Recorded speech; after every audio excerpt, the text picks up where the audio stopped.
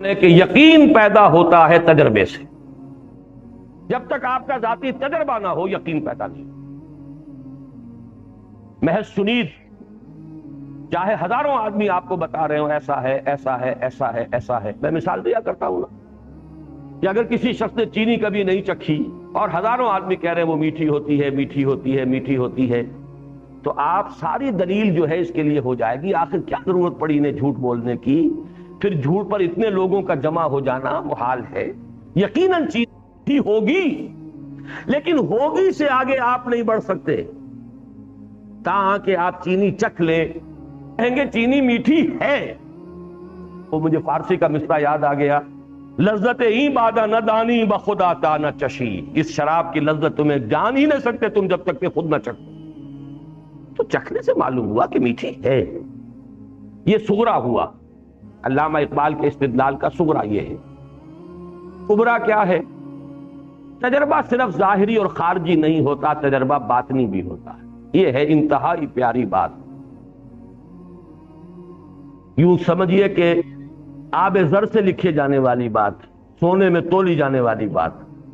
بس یہاں سے اب وہ جو تجربہ ہے خارجی تجربہ جس پر میٹیریلزم اور امپیریسزم اور یہ تمام جتنے ازم ہیں جو کہ مادیت کے اوپر مبنی ہے, ان کا راستہ جدا ہو جاتا ہے جب وہ صرف تجربے کو محدود کرتے ہیں. تجربہ خارجی ایکسٹرنل سینس اور ذریعے سے جو کچھ ہمیں ایکسپیرینس حاصل ہوا اس پر یقین ہوتا چلا جا رہا. اقبال نے جو بات کہی کہ ایک تجربہ باطنی بھی ہوتا ہے, اندر کوئی چیز بتاتی ہے کہ یہ ہے اصل شے. قرآن کو آپ پڑھیں اور آپ کے اندر سے کوئی شے بتائے کہ یہ صحیح ہے, یہ بات ٹھیک ہے. دیکھنا تقریر کی لذت کے جو اس نے کہا, میں نے یہ جانا کہ گویا یہی میرے دل میں ہے. یہ ہے وہ شے. میں اس کا اور مزید وضاحت کروں گا وہ دل کس کس شے کا نام ہے. ابھی یہاں تک صرف سمجھ لیجئے بات کو کہ اقبال کا فلسفہ ان دو دلیلوں پر ہے. یقین کے لیے تجربہ ضروری ہے, لیکن تجربہ صرف ظاہری نہیں اور خارجی نہیں ہوتا, تجربہ باطنی بھی. آپ کا اندر بتاتا ہے آپ کو کہ یوں ہے. یہ جو شے ہے قرآن کو پڑھتے ہوئے جب قرآن آپ سے ہم کلام ہو, اگر آپ کو اندر سے گواہی ملے کہ یہ صحیح ہے, وہ ہے وہ باطنی تجربہ جس کو ہم یوں کہہ سکتے ہیں کہ کوئی سمپیتھیٹک وائبریشن آپ میں پیدا ہوئی ہے. قرآن نے آپ کے شخصیت کے کسی باطنی تار کو چھیڑا ہے. یہ الفاظ زبان پر آئے ہیں تو مجھے ماہر صاحب کا شعر یاد آ گیا. ایسے کچھ تار بھی ہیں ساز حقیقت میں نہاں, چھو سکے گا نہ جنہیں زخم و مضراب حواس. یہ حواس جو ہے ہمارے جو ایکسٹرنل سینس آرگنز ہیں, بعض حقیقت کے تار ایسے بھی ہیں جن کو یہ حواس نہیں چھو سکتے. یہ کچھ اور شے انہیں چھوتی ہے, انہیں حرکت میں لاتی ہے, اس سے نغمہ نکلتا ہے. وہ جو ہے ایسے کچھ تار بھی ہیں ساز حقیقت میں نہاں, چھو سکے گا نہ جنہیں زخم و مضراب حواس. وہ تار ہیں جس کو اب میں تجزیہ کر کے بتا رہا ہوں. وہ شے کیا ہے؟ وہ ہے آپ کی وہ روح جس نے آپ کو انسان بنایا. وہ روح ملکوتی, وہ ڈیوائن سپارک, وہ آپ کا روحانی وجود جس کا منبع, جس کا مسکن دل ہے. یہ ہے جس کا احساس ہے, احساس باطنی ہے. یہ روح دیکھتی بھی ہے. قرآن مجید کہتا ہے نا فَإِنَّهَا لَا تَعْمَى الْأَبْصَارُ وَلَكِن تَعْمَى الْقُلُوبُ الَّتِي فِي الصُّدُورِ. آنکھیں اندھی نہیں ہوئی تھی ابو جہل کی اور ابو لہب کی, دل اندھا ہو گیا. یہ دل کا اندھا ہونا کیا ہے؟ دل دیکھتا ہے یعنی روح دیکھتی ہے, دل سنتا ہے یعنی روح سنتی ہے, اور دل کا احساس ہے, پرسپشن ہے دل کی. وہ ہے در حقیقت وہ جو اس کا انٹرنل, اس کا تجربہ ہے, کا دل گواہی دیتا ہے. یعنی آپ کی روح وجد میں آتی ہے قرآن کو پڑھ کر. ایک بزرگ ہے اگی میں, وہ بہت ہی سادہ انداز میں بات کیا کرتے ہیں. بڑی پیاری بات ایک نے کہی کہ قرآن اور ہماری روح یہ ایک ہی گاؤں کے رہنے والے ہیں, پہچانتے ہیں ایک دوسرے کو. روح کہاں سے آئی؟ یہ سلوک روح قل روح من امر ربی. اور یہ قرآن کہاں سے آیا؟ اس قرآن کا منبع بھی وہی ہے جو ہماری فطرت کا منبع ہے. فطرت اللہ التی فطر الناس علیہا.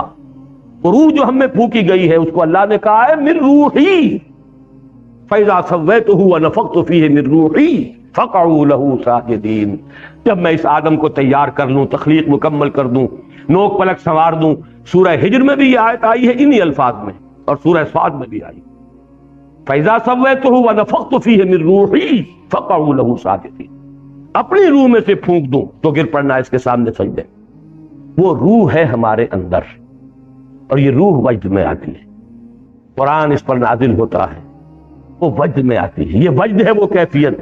اسی کو میں نے چونکہ امام ابن تیمیہ کا نام آج آیا ہے، ان کے ایک شاگرد رشید حافظ ابن قیم رحمہ اللہ، ان کی ایک کتاب ہے الفوائد، چھوٹے چھوٹے شذرات ہیں۔ مفکرین جو ہیں ان کی ایک تصنیفی کیفیت یہ بھی ہوتی ہے، ایک تو یہ کہ ایک مکمل کتاب کا نقشہ بنا کر اس کے ابواب اور اس کی بحثیں، اور ایک یہ کسی وقت کوئی خیال آ گیا، کسی وقت کوئی اور خیال آ گیا، تو ایک طرح سے شذرات سے بن جاتے ہیں۔ تو الفوائد حافظ ابن قیم کی ایک ایسی کتاب ہے کہ قرآن کو پڑھتے ہوئے مختلف اوقات میں جو کیفیات وارد ہوئی ہیں انہوں نے علیحدہ علیحدہ، وہ اس کا کوئی باہمی ربط نہیں ہے، وہ الفوائد۔ اس میں ایک جو ہے اس میں لکھتے ہیں اللہ کے کچھ بندے ایسے بھی ہیں جو قرآن کو پڑھتے ہیں تو یوں محسوس کرتے ہیں کہ وہ مصحف سے نہیں پڑھ رہے بلکہ قرآن ان کے لوح قلب پر درج ہے، وہاں سے پڑھ۔